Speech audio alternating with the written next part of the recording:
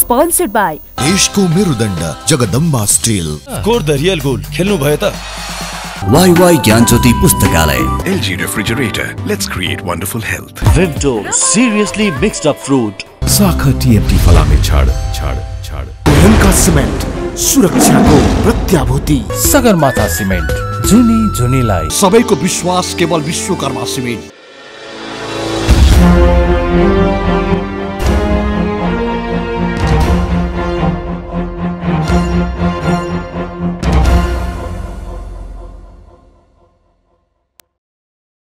Accuracy balance credibility वेबसी television म Kanchan riyal. कार्यक्रम हो अपरेसन बिग न्यूज।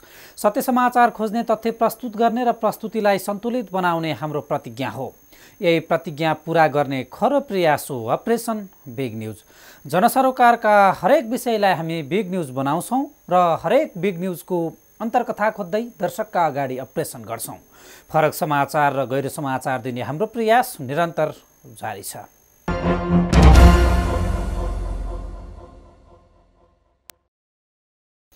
दर्शकबिन, दक्षिण एसियाली क्षेत्रीय सहयोग संगठन सार्कको 18औं संस्करण बुधबारदेखि काठमाडौँमा औपचारिक रूपमा सुरु भएको छ। सम्मेलनको प्रधानमन्त्री सुशील कोइरालाले उद्घाटन गरे। अध्यक्षता मालदिप्सका राष्ट्रपतिले गरे। केही औपचारिकता पूरा भएपछि सम्मेलनको अध्यक्षता नेपालले गर्यो। सार्कको औपचारिक समारोहलाई सबै राष्ट्रका कार्यकारी प्रमुखले सम्बोधन गरे। भारतीय प्रधानमन्त्री नरेन्द्र मोदीले सार्क राष्ट्रभित्र लगानी मैत्री वातावरण बनाउन आवश्यक रहेको बताए। बङ्गलादेशी प्रधानमन्त्री शेख हसिनाले गरिबी निवारणमा काम गर्न प्रस्ताव गरिन्। अफगानिस्तानका राष्ट्रपति मोहम्मद अशरफ घानीले ऊर्जा स्रोतको सदुपयोग गर्नुपर्नेमा जोड दिए। पाकिस्तानका प्रधानमन्त्री नवाज शरीफले आपसमा लड्न छाडेर दक्षिण एसियाका समस्या समाधान गर्नुपर्ने बताए। श्रीलङ्काका राष्ट्रपति महिन्दा राजापाक्सेले सिङ्गो दक्षिण एसियालाई बुद्धिस्ट सर्किटको रूपमा विकास गर्ने प्रस्ताव गरे।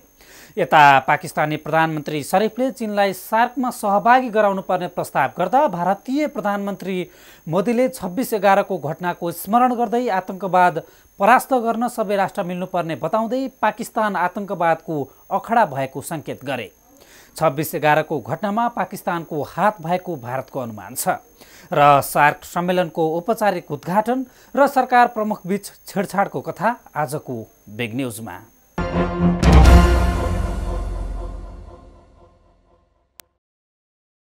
दर्शकबिन, नेपालका प्रधानमन्त्री सुशील कोइरालाले उद्घाटन गरे लगतै सार्कको 18औं शिखर सम्मेलनको औपचारिक सुरुवात भयो। तामझामका साथ राजधानी स्थित राष्ट्रिय सभागृहमा सुरु भएको सम्मेलनको उद्घाटन सत्र हेर्न लायक थियो। सम्मेलनका लागि तयार पारिएको सभागृहको परिसरदेखि सम्मेलन हलसम्मको सजावट आकर्षक देखिन्थ्यो। विशिष्ट पाहुनाहरूका लागि सोल्टी होटलदेखि सम्मेलन स्थलसम्मको सुरक्षा निकै कडा पारिएको थियो। सार्कका सरकार तथा राष्ट्र प्रमुख सम्मेलनतर्फ जाँदा र फर्किँदाको दृश्य सर्वसाधारणले रुचिपूर्वक हेरिरहेका देखिन्थ्यो। शान्ति र समृद्धिका लागि गहन एकता भन्ने मूल नाराका साथ दक्षिण एसियाली क्षेत्रीय सहयोग संगठन सार्कको 18औं शिखर सम्मेलन सुरु भएको छ। राजधानी काठमाडौँमा सुरु भएको सम्मेलनका लागि नेपाल सरकारले विगत 2 महिनादेखि तयारीलाई तीव्रता दिएको थियो। भौतिक संरचना निर्माणमा जोडतोडका साथ लागेको सरकारले उद्घाटन सत्रसम्म आइपुग्दा गरेको तयारी प्रशंसा योग्य नै रह्यो। एयरपोर्टदेखि सरकार तथा राष्ट्र प्रमुखलाई राखिएको सोल्टी होटल तथा सम्मेलन स्थल, राष्ट्रिय सभागृह सबै क्षेत्रमा गरिएको व्यापक तयारीमा कहीँ कतै खोट लगाउने ठाउँ देखिँदैन।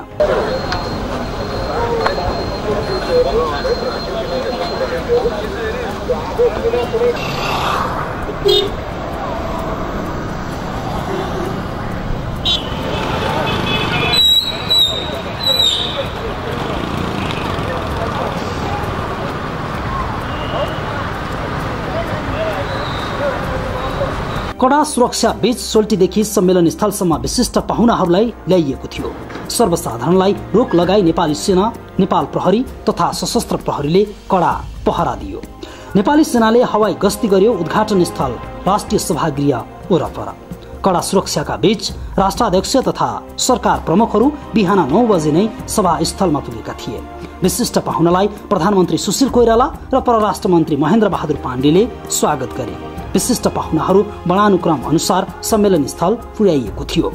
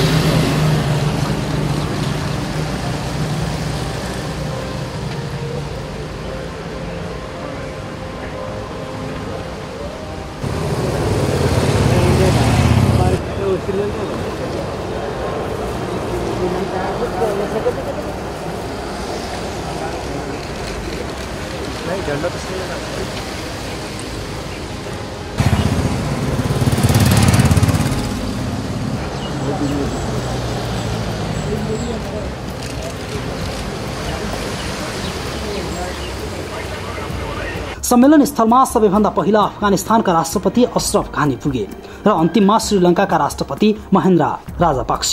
उद्घाटन सत्रमा विशिष्ट पाहुना पुग्नु अगाडि नै सदस्य राष्ट्रका विदेश मन्त्री, विदेश सचिव, प्रतिनिधिमण्डलका सदस्यहरू आइपुगेका थिए। यस्तै उद्घाटन सत्रमा सार्कका पर्यवेक्षक राष्ट्रका प्रतिनिधि, नेपाल स्थित कूटनीतिक क्षेत्र तथा मिसनका प्रतिनिधि, नेपालका प्रमुख राजनीतिक दलका नेताहरू र उच्च पदस्थ अधिकारीहरूको उपस्थिति थियो।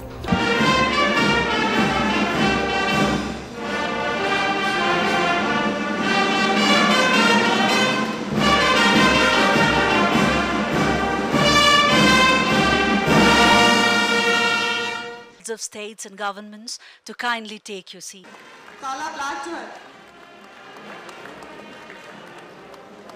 सार्कका राष्ट्र तथा सरकार प्रमुख, विशिष्ट पाहुना, पर्यवेक्षक र नेपालका राजनीतिक दलका शीर्ष नेताहरूले भरिएको सम्मेलनको उद्घाटन गरे प्रधानमन्त्री सुशील कोइरालाले। सार्कको बडापत्र अनुसार आयोजक राष्ट्रका राष्ट्र प्रमुख वा कार्यकारी प्रमुखले सम्मेलनको उद्घाटन गर्ने व्यवस्था छ। बिहान 9:32 उद्घाटन भएको सम्मेलनको उद्घाटन भाषण निवर्तमान अध्यक्ष मालदिभ्सका राष्ट्रपति अब्दुल यामिन गयुमले गरे। 17औं सार्क सम्मेलनपछि सार्कको अध्यक्षता गर्दै आएका राष्ट्रपति गयुमले नेपाललाई सार्कको आगामी कार्यकालका लागि अध्यक्षता हस्तान्तरण गर्ने प्रस्ताव गरे। गयुमको प्रस्तावलाई सबै सरकार तथा राष्ट्र प्रमुखले स्वीकृति जनाए र नेपाल सार्कको अध्यक्ष राष्ट्र बन्यो। 19औं सार्क सम्मेलनसम्म सार्कको अध्यक्षता नेपालले गर्नेछ।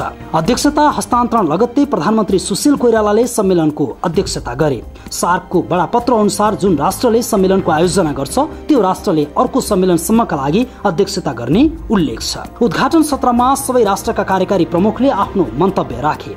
अधिकांशले नेपालले सार्कका लागि गरेको तयारी तथा आतिथ्य सत्कारको प्रशंसा गरे। बिहान 9:32 सुरु भएको उद्घाटन सत्र दिउँसो करिब 2:45 बजे समापन भएको थियो। एबीसी रिपोर्टर दीपक आचार्य, काठमाडौँ।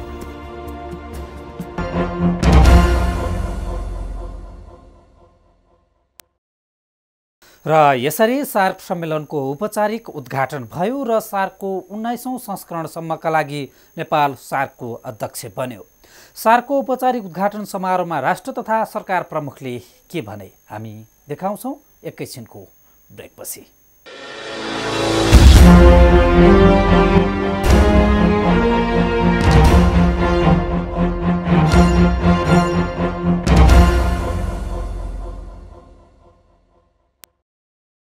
दर्शकबिन, सार्कको 18औं शिखर सम्मेलन समारोहमा सबै देशका राष्ट्र तथा सरकार प्रमुखले क्षेत्रीय विकासमै जोड दिए। भारतीय प्रधानमन्त्री नरेन्द्र मोदीले उपचारका लागि भारत आउनेलाई सजिलै भिजा दिने उद्घोष गरे। अफगानी राष्ट्रपति अशरफ घानीले सार्क राष्ट्रभरि भिजा नलाग्ने नीति बनाउन प्रस्ताव गरे। बङ्गलादेशकी प्रधानमन्त्री शेख हसिनाले सार्क राष्ट्रलाई रेल मार्गबाट जोड्न बङ्गलादेश सकारात्मक भएको बताइन्। पाकिस्तानका प्रधानमन्त्री नवाज शरीफले चीनलाई सार्कमा सहभागी गराउनु पर्ने प्रस्ताव राख्दै भारतलाई काउन्टर दिए। यता श्रीलङ्काली राष्ट्रपति महिन्दा राजापाक्सेले आतंकवाद विरुद्ध एकजुट भएर लड्न सबैसँग आह्वान गरे। दक्षिण एसियाली सहयोग संगठन सार्कको मर्म र भावना क्षेत्रीय एकता नै हो। सार्कको स्थापना पनि क्षेत्रीय एकतालाई मजबुत बनाउने भनेर गरिएको हो।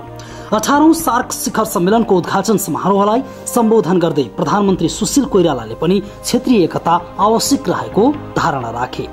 प्रधानमन्त्री कोइरालाले सार्क क्षेत्रको चौतर्फी विकासका लागि सबल, एकीकृत एवं अर्थपूर्ण एकता आवश्यक रहेको धारणा राखेका हुन्।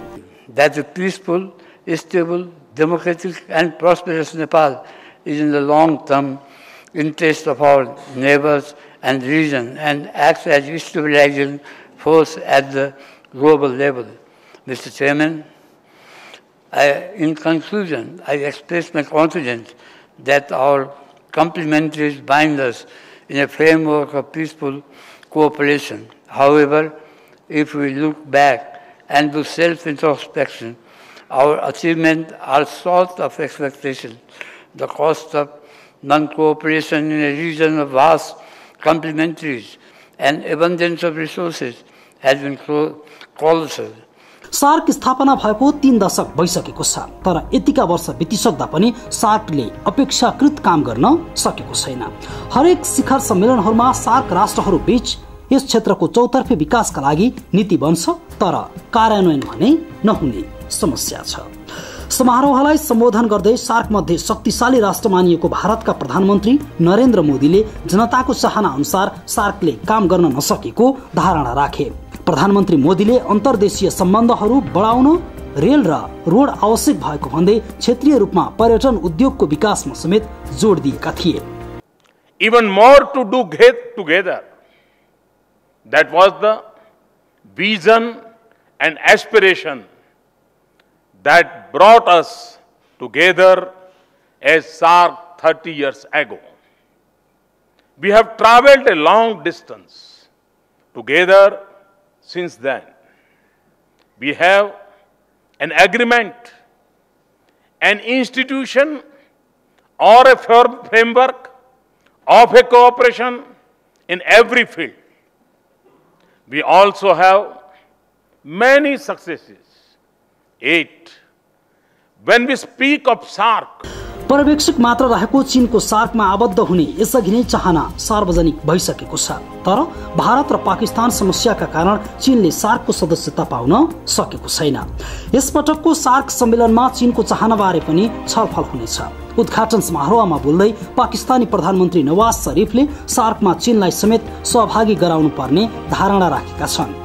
सार्कलाई अझ विस्तृत र बलियो बनाउन चीनलाई समावेश गर्नुपर्ने शरीफको भनाइ थियो। सार्क क्षेत्रका जनताको शान्ति, प्रगति र समृद्धिको चाहनालाई सार्कले उच्च प्राथमिकतामा राखेर काम गर्नुपर्ने उनको धारणा थियो। As human induced and natural disasters affect everybody, irrespective of national boundaries and socio-economic status. The government of Pakistan has recently launched Pakistan Vision 2025, which puts people first in our development equation. विश्वमा जलवायु परिवर्तन टाउको दुखाइको विषय बनेको छ। जलवायु परिवर्तनको असर सार्क राष्ट्रहरूका लागि पनि समस्याकै विषय हो। त्यसैले सम्मेलनमा जलवायु परिवर्तन न्यूनीकरणको विषयमा समेत व्यापक बहस हुनेछ। उद्घाटन समारोहलाई सम्बोधन गर्ने क्रममा भुटानका प्रधानमन्त्री छेरिङ तोब्गेले जलवायु परिवर्तन न्यूनीकरणमा एकीकृत योजनाको आवश्यक रहेको धारणा राखे। सामूहिक प्रयासबाट मात्र जलवायु परिवर्तन न्यूनीकरण गर्न सकिने तोब्गेको भनाइ थियो। That he will utilize his rich experience in international affairs and proven diplomatic skills for the benefit of SARC. We also owe our gratitude to the former Secretary General, Mr. Ahmed Salim, for his dedication and diligence in advancing the goals of SARC. My delegation welcomes deeper integration for peace and prosperity. यसपटक SAARC शिखर सम्मेलन बुद्ध जन्मभूमि नेपालमा भएकाले पनि गौतम बुद्धको विषयमा केही छलफल हुनेछ। यसको संकेत सम्मेलन उद्घाटन समारोहमा श्रीलङ्काका राष्ट्रपति महिन्दा राजपाक्सेले गरेका छन्। समारोहलाई सम्बोधन गर्ने क्रममा राष्ट्रपति राजापाक्सेले लुम्बिनीदेखि सिङ्गो दक्षिण एसियालाई बुद्धिस्ट सांस्कृतिक सर्किट बनाउनु पर्ने धारणा राखे। राजापाक्सेले दक्षिण एसियाको शान्ति र समृद्धिका लागि बुद्धिस्ट सर्किट बनाउनु पर्ने धारणा राखेका हुन्। उनले कट्टरपन्थी विचार र गलत एजेन्डा बोक्नेहरूबाट यस क्षेत्रको सुरक्षा व्यवस्थामा चुनौती रहेको बताए। Including chronic kidney diseases is at the heart of human well-being. The failure to address these issues collectively would stunt human development achievements in the region. Mr. Chairman, shelter in our countries is a dire need, and having varying degrees of success in this area. SAARC स्थापना भएको यतिका वर्ष बितिसक्दा समेत shark देशहरूमा सीधा यातायात सम्पर्क छैन। यस वर्षको सम्मेलनमा क्षेत्रीय कनेक्टिभिटीमा समेत छलफल हुनेछ। समारोहलाई सम्बोधन गर्दै बंगलादेशका प्रधानमन्त्री शेख हसिनाले क्षेत्रीय कनेक्टिभिटीमा जोड दिएकी छिन्।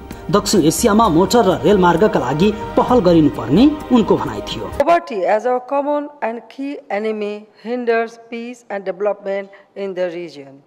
Ensuring food and nutritional security of our ever-increasing population poses a big challenge. However, over decades, much of South Asia has attained self-sufficiency in production of key cereals.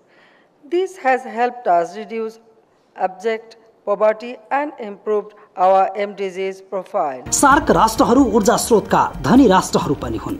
Shark स्थापना भए यता नै यहाँको ऊर्जा स्रोतको भरपूर उपयोग गर्दै सार्क राष्ट्रहरूको विकास गर्ने विषयमा नीति बने पनि हालसम्म सार्क स्तरबाट पहल भएको छैन।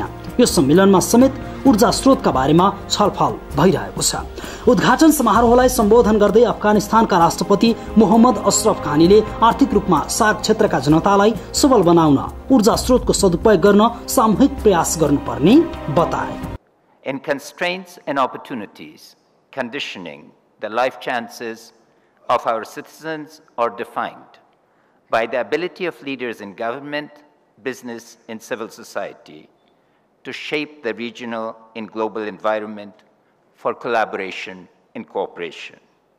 The test of leadership is therefore to change the rules of the game in the playing field among the nations from confrontation to cooperation. I lead a country marked by recurrent acts of terror against the innocent. The tragedy of Yahya Khel on Sunday, where 57 of our citizens were murdered in cold blood during a game of volleyball, is a reminder, as is the earlier tragedy of Wagah in Pakistan.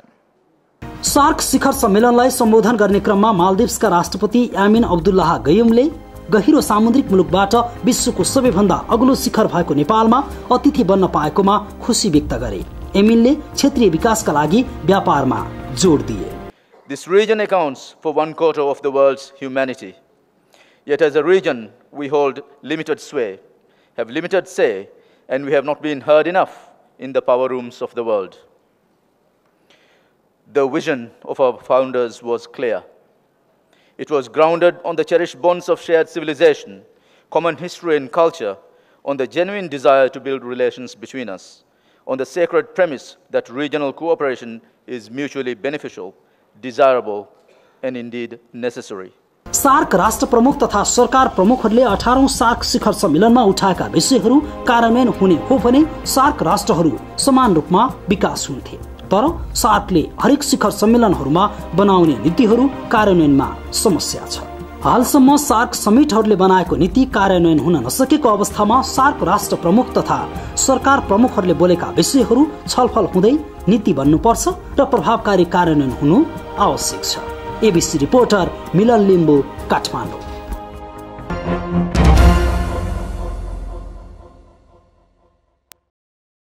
र दर्शकबिन यसरी shark सम्मेलनमा सहभागीहरूले आफ्नो धारणा राखेका छन्। यता पाकिस्तानी प्रधानमन्त्री नवाज शरीफले चीनलाई सार्कमा समावेश गर्नुपर्ने प्रस्ताव राखेपछि भारत फेरि एकपटक सशंकित भएको छ।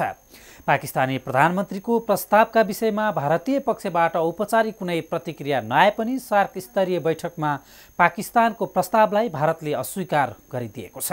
हामी थप रिपोर्ट सहित आउनेछौँ एकैछिनको ब्रेकपछि।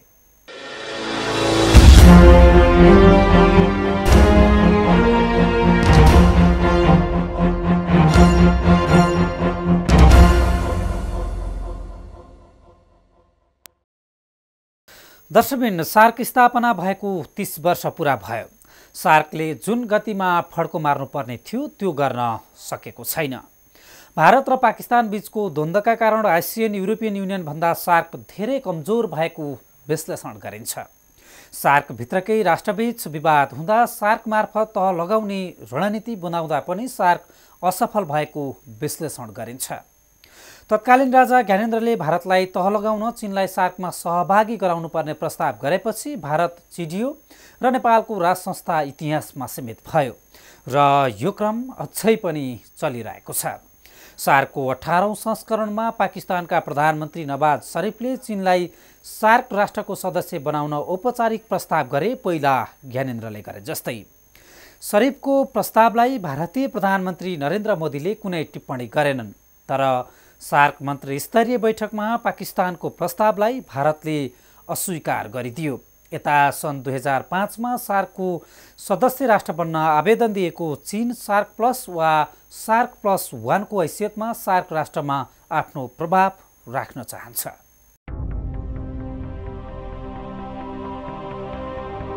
दक्षिण एसियाली क्षेत्रीय सहयोग संगठन सार्कको उद्घाटन सत्रमा पाकिस्तानी प्रधानमन्त्री नवाज शरीफले चीनलाई सार्कमा समावेश गर्नुपर्ने औपचारिक प्रस्ताव गरे।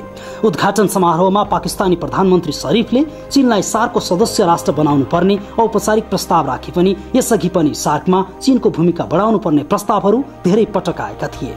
चीन आफै सार्कको सदस्य राष्ट्र बन्न चाहन्छ। उसले सन् 2005 मा सार्कको सदस्य राष्ट्रका लागि आवेदन समेत दिइसकेको छ। यता पाकिस्तानको प्रस्तावलाई भारतले अस्वीकार गरेको छ। मंगलबार बसेको सार्क स्तरीय बैठकमा पाकिस्तान सहितका मुलुकले चीनलाई डायलग पार्टनर वा पूर्ण सदस्यका रूपमा भूमिका दिन प्रस्ताव गरेको भारतीय पत्रिका हिन्दुस्तान टाइम्सले जनाएको छ। हिन्दुस्तान टाइम्सका अनुसार भारतले अन्य राष्ट्रलाई सार्क सदस्य बनाउनु भन्दा सार्कमा भएका 8वटा राष्ट्रको सहकार्यलाई दिगो बनाउन जरुरी रहेको प्रश्न पार्दै पाकिस्तानी प्रस्तावलाई अस्वीकार गरिदियो। पाकिस्तानले सबै पर्यवेक्षक राष्ट्र र विशेष गरी चीनलाई बलियो भूमिका दिनुपर्नेमा जोड दिँदै आएको छ।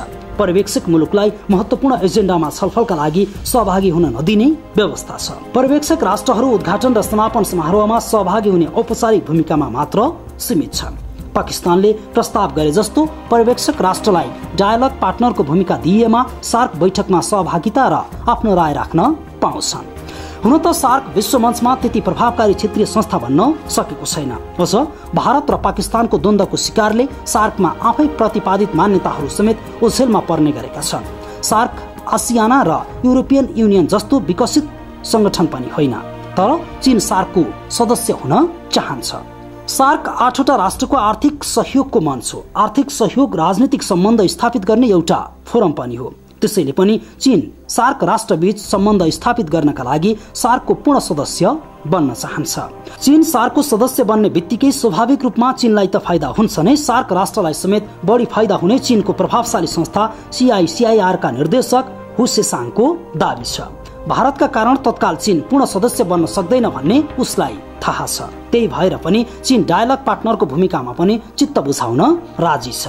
डायलग भूमिकाबाट सार्क राष्ट्रसँगको सम्बन्ध विस्तार गर्न सकिनेमा चीन आशावादी छ। चीनको सार्कमा मात्रै 5वटा राष्ट्रसँग व्यापार सम्बन्ध कायम छ। हुन त सार्कमा तत्काल चीन सदस्य हुन निकै गाह्रो छ, तर सार्क प्लस वा सार्क प्लस 1 को भूमिकामा चीन जोडिन सकिने अनुमान निर्देशक सेसाङको दाबी छ र केही वर्षमा सेसाङ चीन, भारत र पाकिस्तान जस्तै पूर्ण सदस्य हुनेमा ऊ आशावादी जस्तै देखिन्छ।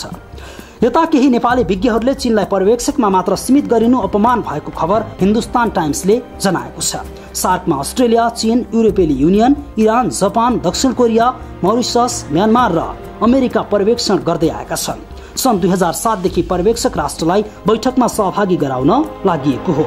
यसअघि भारतले अफगानिस्तानलाई नयाँ सदस्य राष्ट्रका रूपमा प्रस्ताव गर्दा तत्कालीन राजा ज्ञानेन्द्र शाहले चीनलाई पनि सदस्य बनाउनु पर्ने प्रस्ताव गरेका थिए। ज्ञानेन्द्रले चीन कारफालेसँगै नेपालमा राजतन्त्रको अन्त्य भएको विश्लेषण गरिन्छ। राजनीतिक ब्युरो, ABC टेलिभिजन।